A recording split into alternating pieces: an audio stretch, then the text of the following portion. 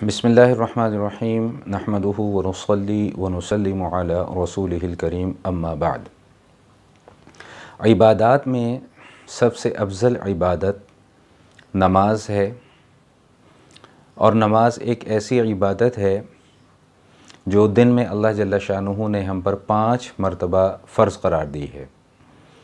हदीस शरीफ में आता है, अल्लाह के रसूल सल्लल्लाहु तआला अलैहि वसल्लम ने इरशाद फरमाया, जिसका मफ़हूम ये है कि क़यामत में सबसे पहले जिन आमाल का हिसाब किताब किया जाएगा उनमें से सबसे पहला अमल नमाज है। अगर नमाज दुरुस्त निकल आई तो बाकी आमाल भी दुरुस्त निकल आएंगे, और अगर खुदा न खास्ता नमाज में कोई कमी कोताही रह गई तो बाकी आमाल का मामला भी ख़राब हो जाएगा।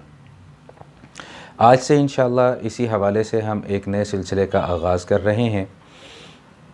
इन वीडियो क्लिप्स में आपके सामने नमाज से मुताल्लिक़ा ज़रूरी मसाइल का तज़किरा किया जाएगा, जिनमें सबसे अहम मसाइल फ़राइज़ और वाजिबात हैं।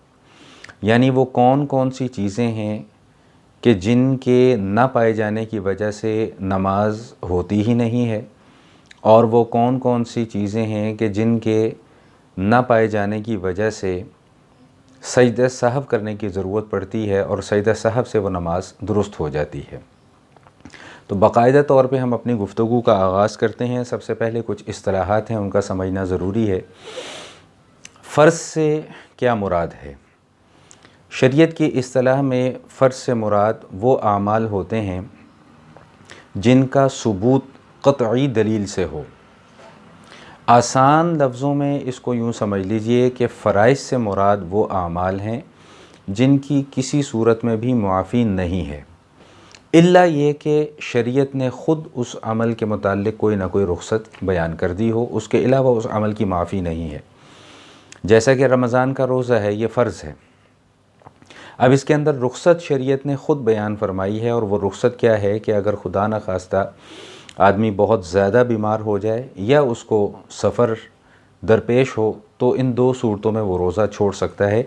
ये वो रुख़्सत है जो शरीयत ने ख़ुद बयान की है। ख़ुद साख्ता रुख़्सत बनाने की शरीयत में इजाज़त नहीं है। रुख़्सत वही मोतबर होगी जो शरीयत ख़ुद बयान कर देती है। हम अपनी तरफ से अगर कोई रुख़्सत बनाना चाहें या रुख़्सत कायम कर लें तो वो रुख़्सत तसव्वुर नहीं होगी। तो बहरहाल अर्ज़ करने का मकसद ये था कि फ़र्ज़ से मुराद वो आमाल हैं कि जो किसी भी सूरत में मुआफ़ नहीं हैं और हर हालत में उनका अदा करना ज़रूरी है, इल्ला ये कि शरीयत किसी मामले में कोई रुख़्सत उस हवाले से बयान कर दे। अब फिर जितने भी आमाल हम करते हैं उन आमाल में फिर कुछ चीज़ें ऐसी हैं जिनका ताल्लुक़ फ़राइज़ के साथ है, कुछ चीज़ें ऐसी हैं जिनका ताल्लुक़ वाजिबात के साथ है, कुछ चीज़ें ऐसी हैं जिनका ताल्लुक़ सुनन और मुस्तहब्बात के साथ होता है। तो आमाल के अंदर जो चीज़ें फ़र्ज़ होती हैं उनसे मुराद वो चीज़ें होती हैं कि जिनके ना पाए जाने की वजह से वो अमल अधूरा रह जाता है, वो अमल मुकम्मल नहीं होता। और वाजिबात से मुराद वो चीज़ें होती हैं कि जिनके ना पाए जाने की वजह से अमल अधूरा रह जाता है, लेकिन उसका कोई ऐसा मुतबादिल बयान कर दिया जाता है जिस पर अमल करने की वजह से वो अमल मुकम्मल हो जाता है। इंशाअल्लाह तफसील आगे जाके बयान की जाएगी। तो सबसे पहले जो नमाज को हम लेते हैं, तो नमाज चूँकि अल्लाह ताला की तरफ से फ़र्ज़ है, यानी फ़र्ज़ का मतलब ये है कि नमाज किसी हालत में भी मुआफ़ नहीं है, हत्ता ये कि अगर खुदा न खास्ता कोई आदमी बीमार हो जाए तो अब वहाँ पर शरीयत ये रुख़्सत देती है कि खड़े होकर नमाज़ पढ़ना फ़र्ज़ है। अगर खड़े होकर नहीं पढ़ सकते तो बैठ कर पढ़ो, और बैठ कर नहीं पढ़ सकते तो लेट कर पढ़ो। सफ़र में जा रहे हैं तो शरीयत ये रुख़्सत दे देती है कि जिन फ़राइज़ में 4 रकतें पढ़ी जाती हैं उनको आप 2 रकतें करके पढ़ लें। ये शरीयत की तरफ से रुख़्सत है। तो नमाज के अंदर कुल 13 चीज़ें ऐसी हैं जिनका शुमार फ़राइज़ में किया जाता है।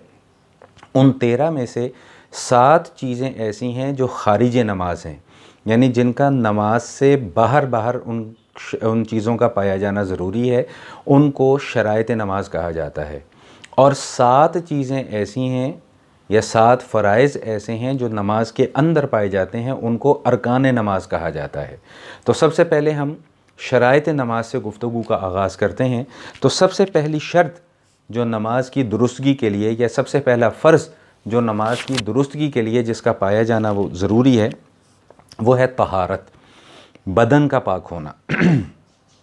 طہارت کی شریعت مطہرہ کے اندر بہت زیادہ اہمیت بیان کی گئی ہے۔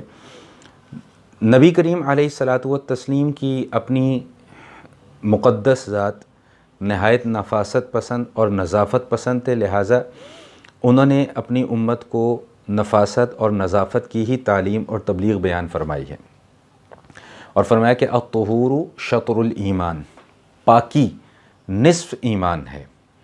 نماز کے لیے پاکی کو شرط قرار دیا گیا ہے، طہارت کو شرط قرار دیا گیا ہے۔ طہارت کا معنی کیا ہوتا ہے؟ طہارت کا معنی ہوتا ہے ناپاکی سے پاکی حاصل کرنا۔ شریعت کی اصطلاح میں یہ طہارت کا معنی ہوتا ہے۔ مطلب یہ ہے کہ بدن کے اوپر کسی قسم کی کوئی نجاست یا کسی قسم کی کوئی غلاظت جو ہے وہ نہیں ہونی چاہیے۔ یہ نماز کے مکمل ہونے کے لیے یا نماز کے درست ہونے کے لیے سب سے پہلی شرط ہے۔ اس حوالے سے یہ بات بھی ذہن نشین فرما لیجئے گا کہ جو نجاست ہے یعنی ناپاکی، یہ دو طرح کی ناپاکی ہوتی ہے۔ ایک وہ ناپاکی ہے جو حقیقی ناپاکی ہے، اور ایک وہ ناپاکی ہے جو حکمی ناپاکی ہے۔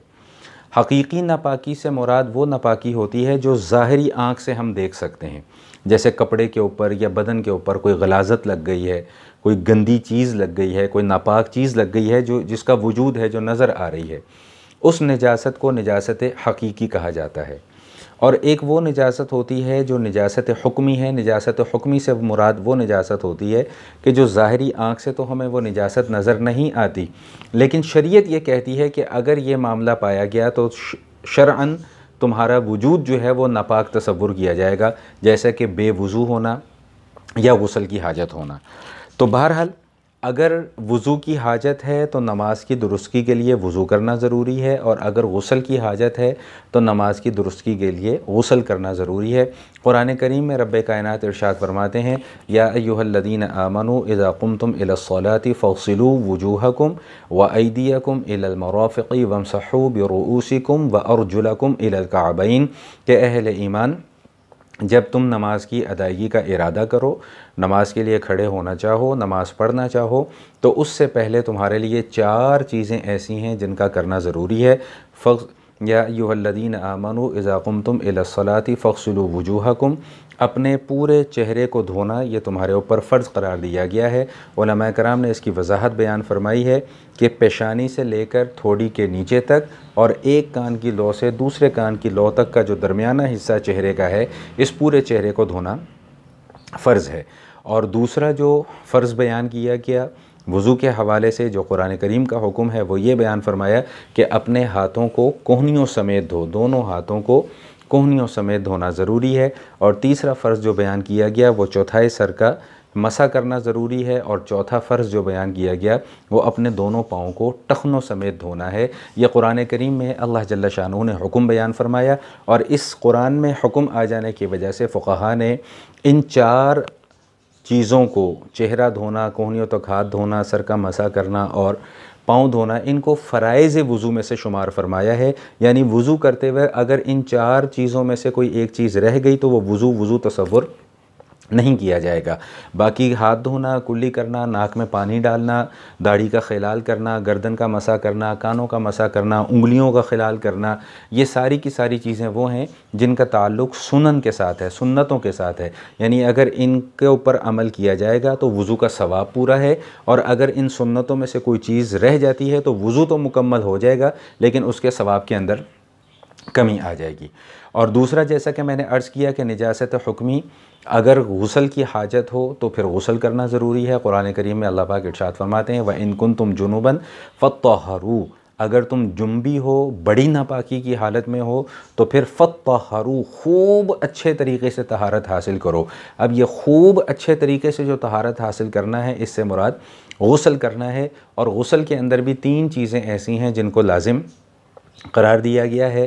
اس میں نمبر 1 ہے کلی کرنا، نمبر 2 ہے ناک کے اندر پانی ڈالنا اتنے حصے میں کہ جو ناک کا نرم حصہ ہے یہاں تک پانی پہنچ جائے، اور تیسرا جو فرض ہے کہ وہ پورے جسم پر کم از کم 1 مرتبہ اس انداز میں پانی بہانا کہ جس سے جسم کے کوئی ایک بال کے برابر بھی جگہ خشک باقی نہ رہ جائے۔ تو بہرحال عرض کرنے کا مقصد یہ تھا کہ جو نماز کی شرائط ہیں، یعنی نماز کے جو فرائض ہیں، وہ فرائض جو خارج نماز ہیں، ان میں سے سب سے پہلا فرض جو ہے وہ بدن کا پاک ہونا ضروری ہے۔ اس حوالے سے جتنی ضروری باتیں تھیں وہ میں نے آپ کے سامنے عرض کر دیں۔ باقی مزید تفصیل یا مزید مسائل اگر کوئی جاننا چاہتے ہیں یا سیکھنا چاہتے ہیں یا سمجھنا چاہتے ہیں تو میں ڈسکرپشن میں اپنا موبائل نمبر دے دوں گا، آپ مجھ سے فون پہ رابطہ کر کے مزید مسائل کو جو ہے وہ معلوم کر سکتے ہیں۔ باقی جو تفصیل ہے انشاءاللہ، باقی جو فرائض یا باقی جو شرائط ہیں ان کا تذکرہ انشاءاللہ آئندہ کے کلپ میں کیا جائے گا۔ والسلام علیکم ورحمۃ اللہ وبرکاتہ۔